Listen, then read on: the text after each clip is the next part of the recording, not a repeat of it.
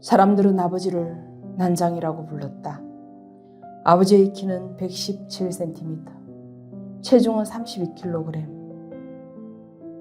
아버지가 평생 해온 일은 채권 매매, 칼 갈기, 고층 건물 유리 닦기, 펌프 설치하기, 수도 고치기였다. 난장의 아버지는 우리 5 식구의 가장이었고 우리도 모두 일을 다녀야 했다. 나와 영호, 영희, 셋은 모두 학교를 중단했다. 아버지는 공부를 해야 한다고 강조했지만 난장의 아버지는 우리의 학업을 뒷받침할 수 없었다. 우리는 날마다 지옥에 살면서 천국을 생각했다.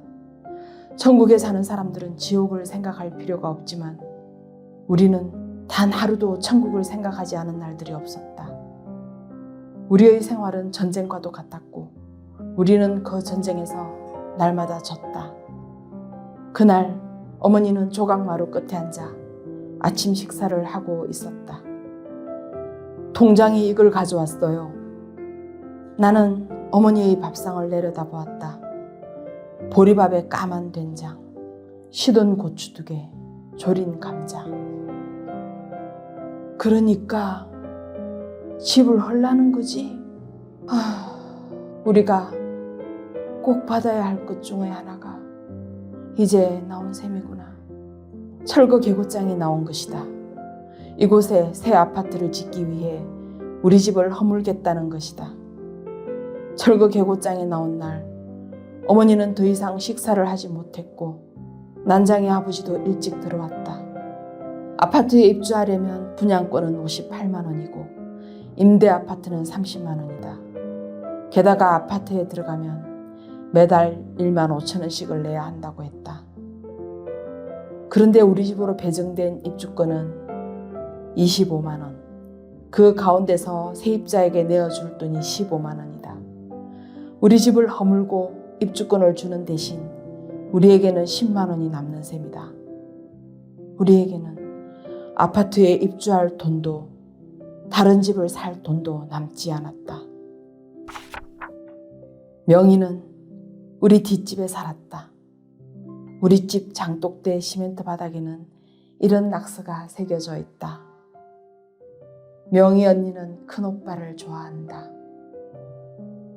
집을 지을 때 남긴 낙서였다. 우리에게는 그때가 제일 행복했다. 아버지와 어머니가 도랑에서 돌을 저으고 그것으로 계단을 만들고 시멘트를 쳤다. 우리는 아직 어려서 일을 못했지만 하루하루가 즐거웠다. 명희는 나에게 작은 가슴을 만지게 해주었다. 물론 동생들에게는 비밀이었다. 나는 명희에게 약속했다. 공부를 해서 공장이 아닌 큰 회사에 가겠다고. 늘 힘이 없던 그 명희는 자라면서 다방 종업원이 되고 고속버스 안내양이 되고 골프장 캐디가 되었다. 어느 날 그 애는 헬스칸 얼굴로 집에 돌아왔는데 배가 불러 있었다고 했다. 그것이 마지막 인사였다. 그녀가 남긴 예금 통장에는 19만 원이 들어있었다. 나는 명희와의 약속을 지키지 못했다. 중학교 3학년 초에 학교를 그만두었기 때문이다. 그리고 공장으로 갔다. 어머니는 인쇄소 제본 공장에서 접지 일을 했고 나는 인쇄소 공무부 조역으로 출발했다. 땀을 흘리지 않고는 아무것도 얻을 수 없다는 것을 뒤늦게 알았다. 내가 공장에 나가자 명희는 나를 만나주지 않았다. 나는 명희가 먹고 싶어 하던 것을 세어보기도 했다. 사이다, 포도, 라면, 빵, 사과, 계란, 고기, 쌀밥, 김. 동생 영호와 영희도 몇 달 간격으로 학교를 그만두었다. 영호는 철공소 조수로 들어갔고 영희는 큰 길가 빵집에서 일했다. 우리는 공부를 하지 않으면 이 구역에서 벗어날 수 없다는 것을 알았다. 세상은 공부를 한 자와 못한 자로 너무나 엄격하게 나뉘어져 있었고 끔찍할 정도로 미개한 사회였다. 우리가 학교에서 배운 것과는 정반대로 움직였다. 아버지는 우리에게 학교로 돌아가라고 했지만 우리는 학교로 돌아가지 못했다.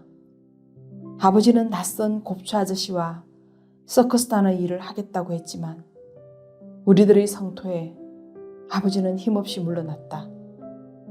아버지는 너무 지치셨다. 어머니는 아픈 아버지를 간호했다. 그리고 우리에게 말했다. 이젠 아버지를 믿지 마라. 너희들이 아버지 대신 일해야 한다. 아버지는 책을 읽었다. 그것은 건너편 깨끗한 주택가 3층집에서 입주 가외를 하는 지습이라는 청년이 빌려준 책이었다. 책 제목은 1만 년 후의 세계였다. 아버지는 평생 열심히 일을 하고 자식들을 학교에 보내고 싶었지만 아버지가 할 수 있는 일은 더 이상 없었다. 아버지가 집을 나갔고 나는 벽돌 공장의 높은 굴뚝 앞에 섰다. 그 맨 꼭대기에 아버지가 서 있었다. 바로 한 걸음 정도 앞에 달이 걸려 있었다. 아버지는 벽돌 공장의 높은 굴뚝 위로 올라가 종이 비행기를 날렸다.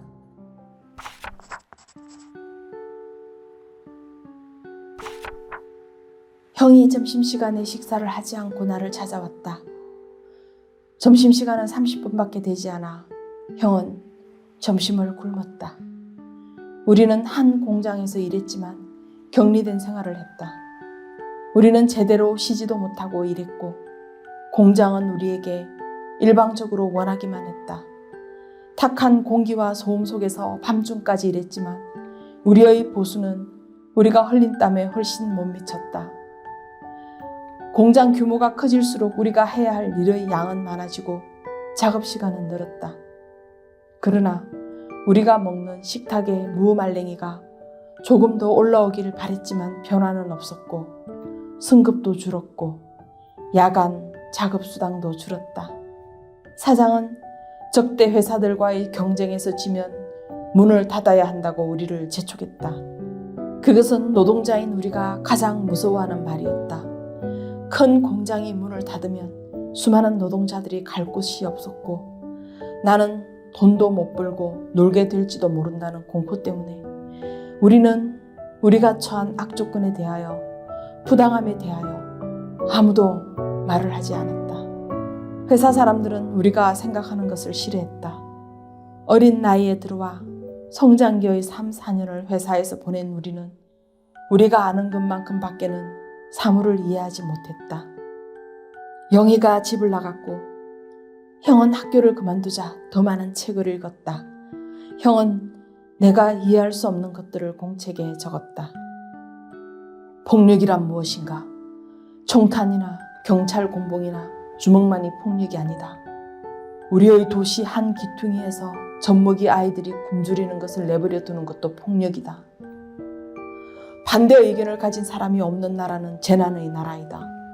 누가 감히 폭력에 의해 질서를 세우려는가? 햄릿을 읽고 모차르트의 음악을 들으면서 눈물을 흘리는 사람들이 이웃집에서 받고 있는 인간적 절망에 대해 눈물 짓는 능력은 마비당하고 또 상실당한 것은 아닐까? 어머니는 집을 팔기로 결심했다. 동사무소 앞에는 승용차 몇 대가 보이고 한결같이 영양이 나빠 보이는 사람들이 몰려 있었다. 입주권을 팔려는 사람과 사려는 사람들이다. 초췌한 사람들에게서 나는 눈물 냄새가 가슴을 타고 들어왔다. 그때 영희가 다가와 팔짱을 꼈다. 우리 집 같은 집을 지으려면 130만 원은 있어야 하는데 입주권을 사려는 사람들은 그것을 몰라주었다. 그때 승용차 안에서 한 사나이가 25만 원에 사겠노라고 했다. 이웃에 팔 사람이 있으면 알아보고 기다리라는 말도 잊지 않았다. 입주권이 팔렸다. 이제 우리 집도 곧 허물어질 것이다. 우리는 개천 위에 놓은 시멘트 다리 위에 서 있었고 아버지는 난간 사이에 두 다리를 내리고 앉아 술을 마셨다. 난장이 아버지의 가난과 비루함은 아버지의 아버지, 그 아버지의 할아버지와 그 할아버지까지 대를 이어온 것이다. 아버지는 시종의 자식이었다. 어머니의 할머니, 그 할머니의 어머니들이 최하층 천민으로서 무슨 일을 해왔는지 알고 있었다. 아버지와 어머니는 자식들이 전혀 새로운 삶을 시작하기를 바랬다. 그러나 우리는 첫 번째 싸움에서 져버렸다. 너희 둘만 남았었다 이거지? 처음엔 함께 일손을 놓고 사장을 만나 담판하기로 했던 아이들이 너희들을 배반해 너희 둘만 남았었다 이거 아니야? 아버지가 술잔을 기울였다. 아무도 우리에게 일을 주지 않았다. 사장과 참모들은 회의실 창가에 서서 우리를 내다보았고 그들은 우리의 일을 빼앗았다. 우리는 불의에 대해 항거하기 위해 앞장을 섰지만 그 결과 형과 나는 일자리를 잃었다. 어머니는 우리가 이제 인류 기술자이므로 이 공장이 아니더라도 다른 공장에 가서 돈을 벌 수 있다고 했다. 그러나 아버지는 모두 똑같은 공장들이라 서로 연락하고 있어서 우리를 받아줄 공장이 없다고 했다. 우리 집은 25만 원의 매매 계약이 체결되었고 행복동 생활의 마지막 며칠은 우리에게 악몽과도 같았다. 영희는 가방도 들지 않고 집을 나갔다. 부엌에서 고깃국 끓는 냄새가 났다. 우리가 밥을 먹는 동안 철거 반원들이 우리의 시멘트 담을 쳐부수었다. 담이 내려앉았지만 우리는 말없이 식사를 계속했다. 아버지는 구운 쇠고기를 형과 나의 밥그릇에 넣어주었다. 그들은 뿌연 시멘트 먼지 저쪽에 서서 식사하는 우리를 지켜보았고 숭늉까지 마시고 나서야 어머니는 밥상을 들고 나갔다. 어머니가 쌓아놓은 짐을 하나씩 꺼내는 동안 쇠망치를 든 그들은 무너진 담 저쪽에서 말없이 지켜보고 있었다. 마지막으로 아버지가 공구들이 들어있는 부대를 들고 나오자 쇠망치를 든 사람들이 한꺼번에 달려들어 집을 쳐 부수기 시작했다. 집은 힘없이 허물어졌다.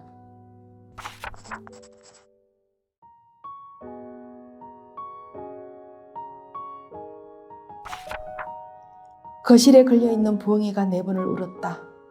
한밤에 비하면 지금까지의 나의 17회는 얼마나 긴 것인가. 우리의 생활은 회색이었다. 집을 나온 다음에야 나는 우리의 집을 들여다볼 수 있었다. 회색에 감싸인 집과 식구들은 축소된 모습을 나에게 드러냈다. 나는 독립을 꿈꾸고 집을 뛰쳐나온 것이 아니다. 학교를 그만두기 직전에 읽은 책이 생각났다. 물, 어디를 보나 물뿐. 그러나 한 방울도 마실 수 없다. 배를 잃은 늙은 수부가 바다에 또 있었다. 물 가운데서 그는 목말라 했다. 나는 침대에서 일어났다. 그는 깊은 잠에 빠져 있었고 나는 약병을 열고 수건에 약을 적셔서 그의 입과 코를 가볍게 누르고 속으로 열을 세웠다. 처음 일이 떠올랐다. 영동에 살고 있는 부동산 업자인 그의 집은 부자였고 그의 가방 안에는 우리 집 문서가 들어가 있었다. 그의 승용차를 타자 그가 말했다. 내가 할 일을 주지. 말을 잘 들어야 돼. 그렇지 않으면 내쫓을 테야. 사실은 전부터 너를 봤어. 예뻐서. 그렇지만 어떤 경우에든 안 돼요 하는 말을 내 앞에서는 쓸 수 없다는 걸 알아야 돼. 그러면 나는 너에게 내가 고용한 어떤 사람보다 많은 돈을 줄 용의가 있어. 잘 생각해보고 결정해. 나는 그에게 고용되었다. 그는 25만 원에 산 아파트 입주권을 45만 원에 팔았다. 상상도 못했던 일이었다. 밤마다 그는 차렷 자세로 아버지에게 하루의 일과를 보고했다. 아무도 그에게 안 돼요라고 말하지 못했다. 우리는 출생부터 달랐다. 나의 첫 호흡은 비명에 가까웠다고 어머니가 말했다. 그러나 그의 출생은 따뜻했고 그의 첫 호흡은 편안하고 달콤한 것이었다. 그에게는 선택할 것이 많았지만 나나 두 오빠에게는 주어지는 것 이외의 것을 가져본 적이 없다. 어머니는 우리에게 주머니 없는 옷을 입혔다. 그는 자라면서 강해졌지만 우리는 반대로 자라면서 약해졌다. 그는 나를 원하고 또 원했다. 나는 밤마다 알몸으로 잠을 잤다. 어머니는 내가 17살이 되자 입이 닳도록 순결을 강조했지만 나의 몸에서는 그의 정액 냄새가 났다. 그는 어린 나를 좋아했다. 그는 나를 완전하게 좋아했다. 나는 그의 얼굴에서 수건을 떼고 약 뚜껑을 닫았다. 나는 그의 금고에서 우리의 집문서를 꺼냈다. 나는 택시를 타고 낙원구에서 내려 차를 마시며 아버지의 도장이 찍힌 매매 계약서를 찢었다. 그리고 곧장 행복동 동사무소로 갔다. 난장이 딸 아냐? 하고 수군거리는 소리가 들렸다. 나는 어지러움에 휘청거렸지만 동사무소와 구청을 거쳐 철거 확인증을 내주고 입주 신청을 했다. 우리 식구들은 어디로 이사 갔는지 나는 몰랐다. 다만 나는 우리 집 문서를 찾아왔을 뿐이다. 나는 다시 심한 현기증을 느꼈지만 주택공사에 들러 아파트 임대 신청서를 작성했다. 나는 아버지와 잘 안다는 윤신의 아주머니를 찾아갔다. 그녀는 곧 쓰러질 것 같은 나에게 어머니처럼 해주었다. 그리고 말했다. 아버지는 돌아가셨어. 벽돌 공장 굴뚝을 허는 날 알았단다. 굴뚝 속으로 떨어져 돌아가신 아버지를 철거반 사람들이 발견했어. 그런데 나는 일어날 수가 없었다. 눈을 감은 채 가만히 누워 있었다. 다친 벌레처럼 모로 누워 있었다. 숨을 쉴 수 없었다. 나는 두 손으로 가슴을 쳤다. 헐린 집 앞에 아버지가 서 있었다. 아버지는 키가 작았다. 어머니가 다친 아버지를 업고 골목을 돌아 들어왔다. 아버지의 몸에서 피가 뚝뚝 흘렀다. 내가 큰 소리로 오빠들을 불렀다. 오빠들이 뛰어나왔다. 우리들은 마당에 서서 하늘을 쳐다보았다. 까만 쇠공이 머리 위 하늘을 일직선으로 가르며 날아갔다. 아버지가 벽돌 공장 굴뚝 위에 서서 손을 들어 보였다. 어머니가 조각마루 끝에 밥상을 올려놓았다. 의사가 대문을 들어서는 소리가 들렸다. 아주머니가 나의 손을 잡았다. 하는 울음소리가 느리게 나의 목을 타고 올라왔다. 울지마 영희야. 큰오빠가 말했었다. 제발 울지마. 누가 듣겠어. 나는 울음을 그칠 수 없었다. 큰오빠는 화도 안 나. 그치라니까. 아버지를 난장이라고 부르는 악당을 죽여버려. 그래, 죽여버릴게.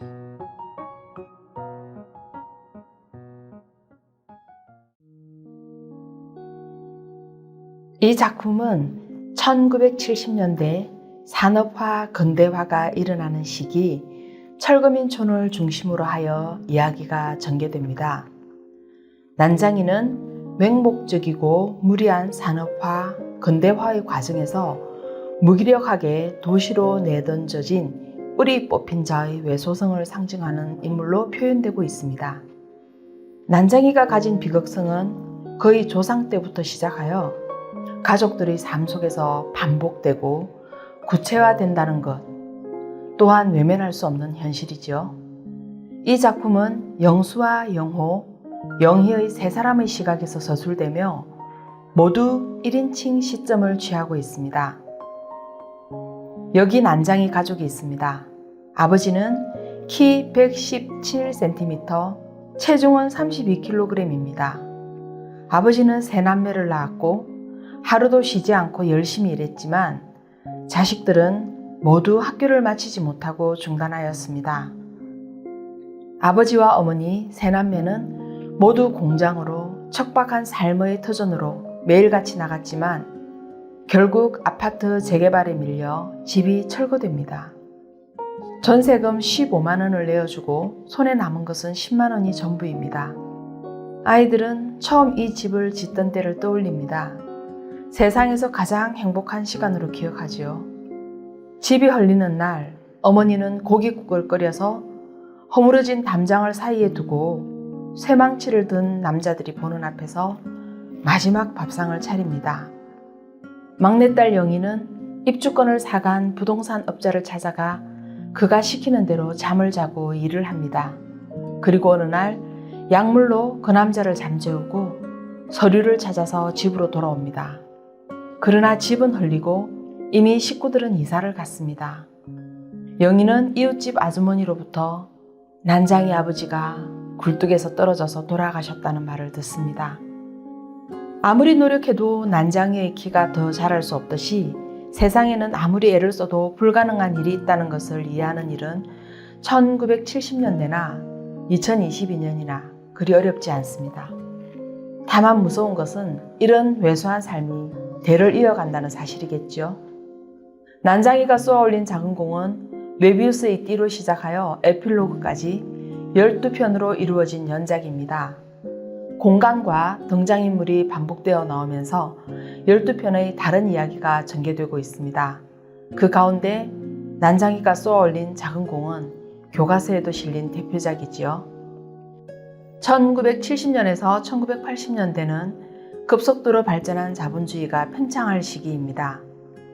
이러한 단기간의 압축된 발전 뒤에는 인간에 의한 인간의 착취가 있었고 자본과 노동의 모순된 적대관계가 최고조에 이릅니다.